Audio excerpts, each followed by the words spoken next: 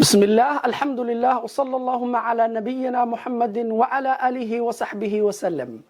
وعن wanaagsan akhyaarta meel walbo aad naga daawanaysaan halkani waa channelkeenii bulsho midaysan aalaana uu idinla socodsiiyo aniga oo ah ibnu cumar marka hore ilaahay subxaanahu wa tacaala ayaan u mahad celinaynaa na soo gaarsiiyey bishii rabadaan haddana aan ku jirno tobankii dhexe oo nabiga sallallahu alayhi wasallam uu ku tilmaamay inuu yahay tobanka dhexe dambi dhaaf ilaahay subxaanahu wa tacaala uu u dambi dhaafayo addoommada haddii aad hore noola socotayna halkani waa channelkaagii haddii aad nagu cusub tahayna soo dhawow mar walba waxaan kusoo gudbinaa khayrka iyo wanaagga haddii aad nagu cusub tahay fadlan subscribe saar like-na sii saar si khayrka iyo wanaagga mar walba aan soo gelino uu u sii gaaro dad badan maanta walaalayaal waxaan rabnaa inaan ka hadalno mawduuc hore aan aga soo hadalnay ayaan rabnaa in aan sii dhammaystirno waa qaybtiisii labaad faafinta xumaanta arrimaha bulshada runtii walaalayaal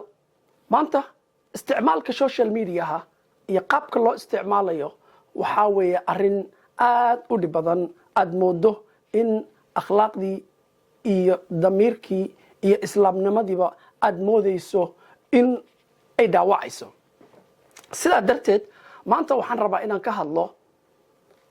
aayad qur'aan ah oo ilaahay subxaanahu wa tacaala uu ku amrayo dadka mu'miniinta ah uu wax ku tusayo uu cashir ilaahay subxaanahu wa tacaala uu nagu barayo sidaa darteed allah tabaaraka wa tacaala wuxuu leeyahay yaa ayuha aladiina aamanuu in jaa'akum faasiqun binaba'in fatabayanuu an tusiibuu qawman bijahaalah fatusbixuu calaa maa facaltum naadimiin ilaahay tabaaraka wa tacaala wuxuu leeyahay yaa ayuha aladiina aamanuu kuwii alle inaba rumeeyow in jaa'akum faasiqun binaba hadduu idin yimaado mid faasiq ah mid beenaalo ah mid war wada marka uu idin keeno war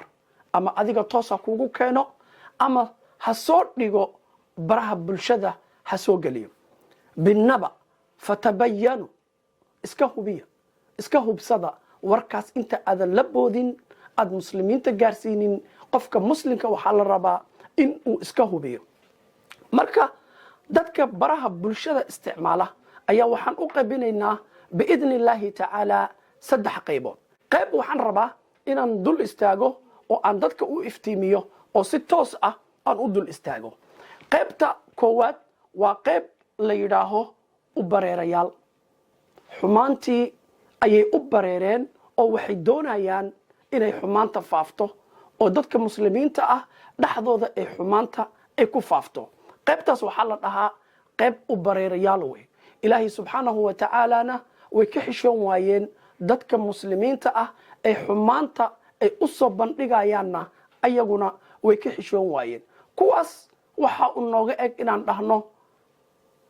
sidii nabi maxamed sallallahu alayhi wasallam uu yidhi idaa lam tastaxyi fasnic maa shi'ta haddaadan xishoonaynin oo aadan ilaahay ka xishoonaynin samee wax adiga aad doonayso qaybtaas waa qaybta ugu daran ee dadka marka hore xumaantaba u soo bandhigaya u soo gudbinaya qayb kale oo waxaa jirta la dhaho sugayaal ka faa'iidaystayaal qayb la dhahaa jirta qaybtaas labaad waxa weeye qaybta dadka isticmaala social mediaha sida youtube-ka ama facebooka u isticmaala in ay xumaanta sii faafiyaan qofka muslimka ah shayga u arko waxaa laga rabaa qaab nooc kale ah oo macnaha islaami ah in uu qofka u isticmaalo qaybtaas ugu daran waa qaybta nimanka ama dumarka youtuberada ah ee isticmaala ee xumaantii baraha bulshada la soo geliyey ayagana sii faafinaya oo macnaha bulshada sii gaarsiinaya tusaale ahaan qofka muslimka ah hadduu rabo inuu wax sheego ama dadka khayrka uu u gudbiyo waa arrin wanaagsan laakiin xumaantii baraha bulshada la soo geliyey inaad sii faafiso oo ay ku sii faafto dadka aad sii gaarsiiso waa arrin qalada nimanka isticmaala youtube-ka dad waxaad arkaysaa isticmaalaya waxay soo gelinayaan sawir thumbnailka qaybta hore ee sawirka videogii ayuu soo gelinaya wuxuu soo gelinayaa muuqaalkii hore baraha bulshada ugu jiray oo xumaa ayuu soo gelinaya sawir wuxuu saarayaa ama rag ha noqdo ama dumar ha noqdo qofka markaa laga hadlayay ee xumaanta macnaha ay dadkii lagu xadgudbay ee baraha bulshada sawirkii buu soo qaadanaya thumbnailku soo saaranaya asaga oo wali macnaha sawir soo jiidasho leh asagoo ka dhigaya oo doonaya in dadkii ay xumaanta ay sii arkaan oo ay sii daawadaan kaasi waa kan doonaya in uu ku raadsado qof muslina walaalkiis xumaantiisa in uu faafiyo inuu ku raadsado view iyo in la daawado nimankaasi waa nimanka u isticmaala social mediaha especially youtube-ka intuu soo geliyo sawir asaga oo aad moodo oo fajacsan sawira intuu soo geliyo oo dhahaya walaalkii ama walaashay heblaayo waxaan ayaa dhacay oo doonaya in uu xumaanta u sii faafiyo qaybtaasna waa qaybta labaad waa qaybta ugu daran ee maanta baraha bulshada aad moodo walaalayaal dhaqankeenii iyo islaamnimadeeniiba in ay noqotay meel uu dhaawac weyn uu naga soo gaaray sidaa darteed walaalayaal qofka muslimka waxaa la rabaa marka inuu is-ilaaliyo markaad isticmaalayso baraha bulshada inaad is-ilaaliso oo aad u isticmaasho si qaabaysan oo wanaagsan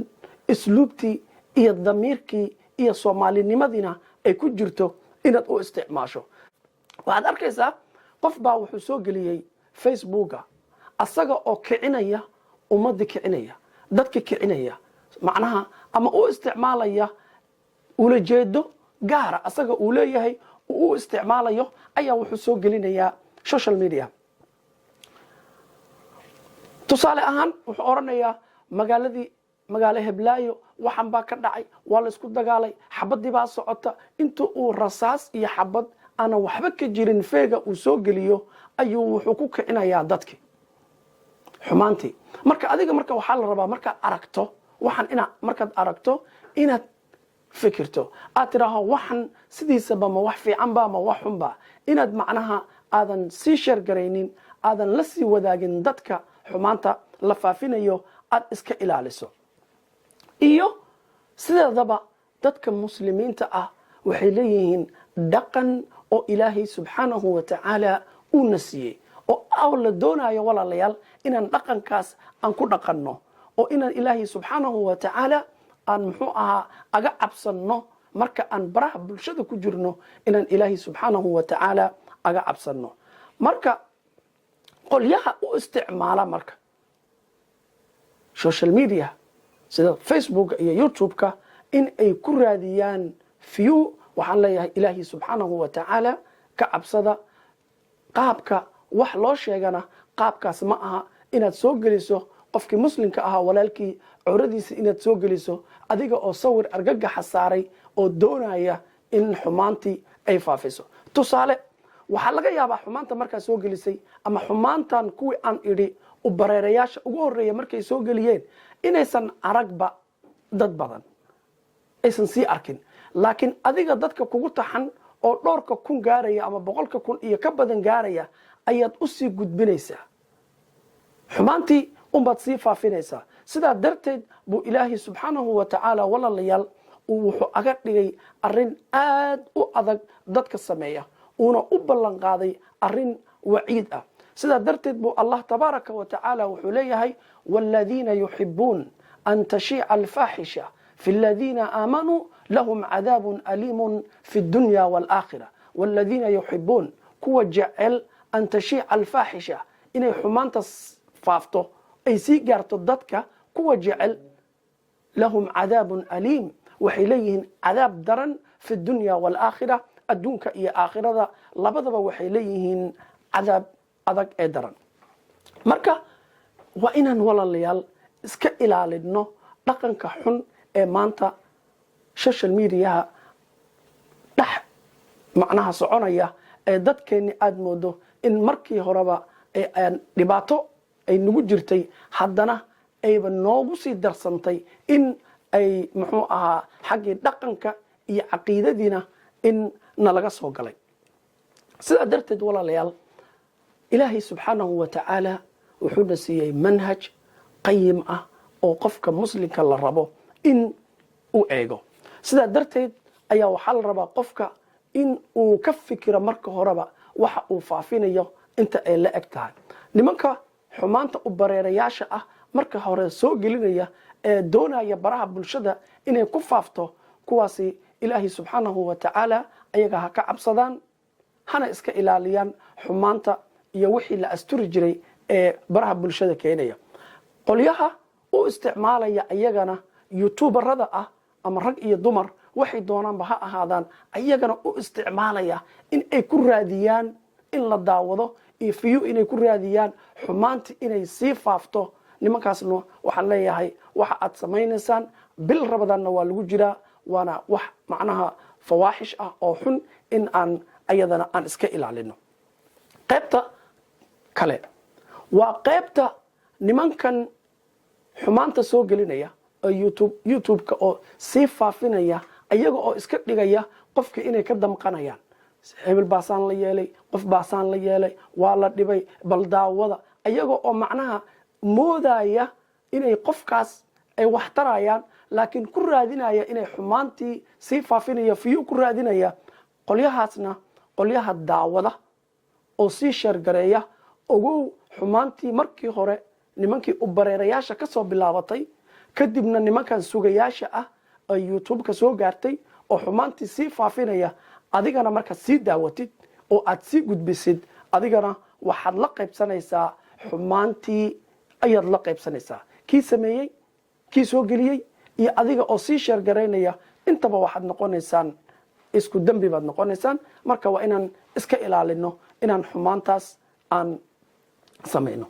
dadka marka samaynaya xumaanta oo soo gelinaya laba qayboodba way noqon karaan. qayb labadan qof inay xumaan ka dhexaysay ama wax un inay dhex mareen, ama ha noqdaan dad hore wada joogay ama isqaba ha noqdaan, ama dad saaxiiba ha noqdaan, wax un baa dhex maray. xumaantii dhex martay ayaa wuxuu rabaa marka inuu kaga aarsado, in uu wax uu ka hayo ama sawir ha noqdo ama wax kale ha noqdo, uu xumaantii uu faafiyo. arrintaasna waa arrin aad u xun. qofka muslimka ah caqiidiyan iyo sida macnaha qur'aanka iyo ilaahay subxaanahu wa tacaala uuna barayo intaba ka soo horjeeda. sidaa darteed waxaan rabaa inaan soo qaato hal aayad oo ilaahay subxaanahu wa tacaala uu nagu baraayo wanaaga iyo akhlaaqda. sidaa darteed buu allah subxaanahu wa tacaala wuxuu leeyahay walaa tastawi alxasanatu wala sayi'a idfac bilatii hiya axsan faida aladii baynaka wa baynahu cadaawa kaanahu waliyun xamiim wma yulaqaaha ila aladiina sabaruu wma yulaqaaha ila duu xadin cadiim. ilaahay subxaanahu wa tacaala hadihi alaaya manhajun wa jus-un min addiin, waa manhaj iyo qayb ka mid ah ilaahay subxaanahu wa tacaala diintiisa uu wax nagu barayo. ilaahay tabaaraka wa tacaala marka wuxuu leeyahay walaa tastawi alxasanatu wala sayi'a, xumaanta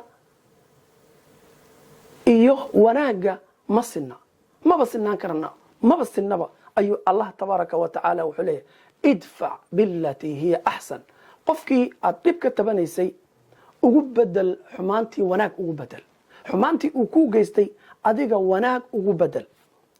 kaanahu waliyun xamiim, waxaa laga yaabaa inuu noqdo berri saaxiibka kugu dhow oo kugu fiican inuu noqdo ayaa laga yaabaa. laakiin xumaantii uu adiga kuu geystay ha ugu bedelin, xumaan ha ugu bedelin. idfac bilatii hiya axsan, ku bedel midda kasii wanaaga badan ee wanaag iyo sabr ugu bedel. sidaa darteed allah subxaanahu wa tacaala asagoo sii wata ayaa wuxuu leeyahay wamaa yulaqaaha ila aladiina sabaruu wamaa yulaqaaha ila duu xadin cadiim. wamaa yulaqaaha ila aladiina sabaruu, arrinkaasi ma helaan ama lama siinin kuwa ilaahay subxaanahu wa tacaala uu ku irsaaqay sabarka. xumaantii iyo dulqaadkii, xumaantii ayaa waxay u leeyihiin loo geystay inay u dulqaataan, ama dhibkii loo geystay inuu wanaag ku bedelo ayuu leeyahay, sabar ayuu leeyahay. marka marka waxaa la rabaa marka walaalayaal maadaama bil Ramadaan aan ku jirno inaan is ilaalino xumaanta macnaha ee aadka loo faafinayo especially nimanka youtuberada ah ama dumarka youtuberada ah ee u isticmaala thumbnailka ama xumaantii sii gelinaya oo sii faafinaya dad aan hore u arkin ayaad u sii gudbinaysaa oo sii daawanaya maxaan ku soo gabagabeynayaa marka waxaan ku soo gabagabeynayaa inaan ilaahay subxaanahu wa tacaala aan walaalayaal aan u noqono oo ilaahay subxaanahu wa tacaala dad muslina ayuu naga dhigay oo aan is ilaalino oo muxuu ahaa aan ka dheeraano xumaantaas qofkii marka xumaanta loo geystay qofkii social media la soo geliyay dadkii dhibkan macnaha ee u geystay qofkaas waxaan leeyahay ilaahay subxaanahu wa tacaala wuu ku imtixaamayaa wuuna ku fiirinayaa ee iska sabr especially dadka dhibaatada loo geysto waa dadkii ugu wanaagsanaa ummadda Soomaaliyeed waa laf dhabartii iyo qiimihii ummadiba ay lahayd oo ah hablaha Soomaaliyeed waa hablaha ugu sharafta iyo qiimaha badan intuu ilaahay subxaanahu wa tacaala uu intaan garanayo dumarka waa hablaha ugu qiimaha badan way hablihii ugu qiimo badnaa ee ummadan uu ilaahay ku nimcaystay oo maanta ummadan badbaadada ummadan qaarkood u sababta ah insaan loo galo waa arin runtii damiirka uu ka xumaado qof walba oo aaba ah ama walaal ah ama way la dhalatay macnaha gabarna uu dareemi karo gabdhaha waxaan leeyahay ayagana qiimad leedihiin ilaahay subxaanahu wa tacaala wuxuu idinka dhigay dahab iyo diamond marka horeba is ilaaliya oo dhulkana ha isdhigina midda kale fiirsada qofka marka horeba aad la macaamilaysid marka hore ha u gelin waraabe ha u gelin cadow ee markaaga hore is ilaali waxaan kaloo ku leeyahay shaydaankuna yuu kaa faa'iidaysanin haddii xumaantii ay kugu dhacday camal yuusan kaa dhigin qof quustay oo xumaantii macnaha qof quustay oo aanan rajo lahayn yuusan kaa dhigin rajo wanaagsan baad leedahay ilaahay subxaanahu wa tacaalana addoommadiisa wax walba oo dhaco uu afiya waxaan leeyahay gabdhaha Soomaaliyeed gabdho waxaad tihiin wanaagsan oo lagu tilmaamay inaad tihiin gabdhihii marineska xijaabka ahaa ee maanta caalamkan xijaabka gaarsiiyey meel walba la maray gabdhaha noocaas ah ayagana waxaan leeyahay ilaahay subxaanahu wa tacaala qiimihii iyo sharaftii uu idin siiyey ilaashta waxaan ku soo gabagabeynayaa hadalkayga qiso ama shicir ay tirisay haweentii la oran jiray Araabica Alcadawiya haweentaas gabar yahay ku dayo gabadhan ee la oran jiray Raabica Alcadawiya ku dayo Raabica Alcadawiya ayada oo fariin u diraysa ilaahay subxaanahu wa tacaala ayay la hadashay shicir bay tirisay marka waxay tiri alayka tahlu wal hayatu marira walayka tarda wal anamu qitab وليت الذي بيني وبينك عامر وبيني وبين العالمين خراب إذا صح منك الود فكل هين وكل الذي فوق التراب تراب وحيتري ربع العدوية عليك تحلو الله يو أذيك ألمات إيما عناتد وليك ترضى أذيك ألمات رال إيغا نقطد والأنام قطاب انت أذيك كاسو هرتا هبا إيقويان macnaha xumaanteeda haba faafiyaan waxay rabaan ha iga sheegaan laakiin ilaahayow adiga maad ii macaanaatid adiga un haddaan ku helo cid kale aan u baahanahay ma jirto saasay leedahay alayka taxlu walxayaatu mariira mad ilaahayow adiga un ii macaanaatid nolosha haba iska adkaato hadday doontee walanaamu qudaab dadka adiga kaa soo haro haba ii caroodaan hadday doonaan walayta aladii baynii wa baynaka caamirun ilaahayow xidhiirka iyo calaaqada ani iyo adiga dhaxdayada ahaato may ahaato meeshii ugu sarreysay calaaqo wanaagsan iyo xiriir wanaagsan ilaahayow haddaan adigu kula samaysto yaan kaloo u baahanahayba saasay leedahay alayka taxlu walxayaatu mariira walayka tarda walanaamu qutaabun walayta aladii baynii wa baynaka caamirun wa baynii wa bayna alcaalamiina kharaabun dadka haba igooyaan say rabaan ha igu sameeyaan haddaan ilaahayow adig ku helo yaan kaloo u baahanahay waxay ku soo gabagabaysay shicirkeeda waxay tiri wa kullu alladii fawqa turaabi turaabun arlada dusheeda wax walboo saaran asalkoodii caray ahaayeen carayna ku dambaynayaan. marka waxaan leeyahay gabar yahay marka aad adiga gudubto asturkii iyo xayndaabkii markaad gudubto ayuu kugu imaanayaa dhibka. is astur qolyaha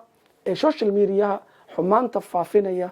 soo gelinaya magaalooyin gubanaya oo aanan waxba ka jirin dadka sii faafinaya ayagana baraha bulshada isticmaala ayaguna waxaan leeyahay ilaahay aga cabsada oo arintaasi waa qatar. intaas ayaan rabaa inaan ku soo gabagabeeyo videogaygan maanta biidni illaahi tacaala. waxaan idinkaga tegayaa assalaamu calaykum waraxmatullaahi tacaala wabarakaatuh.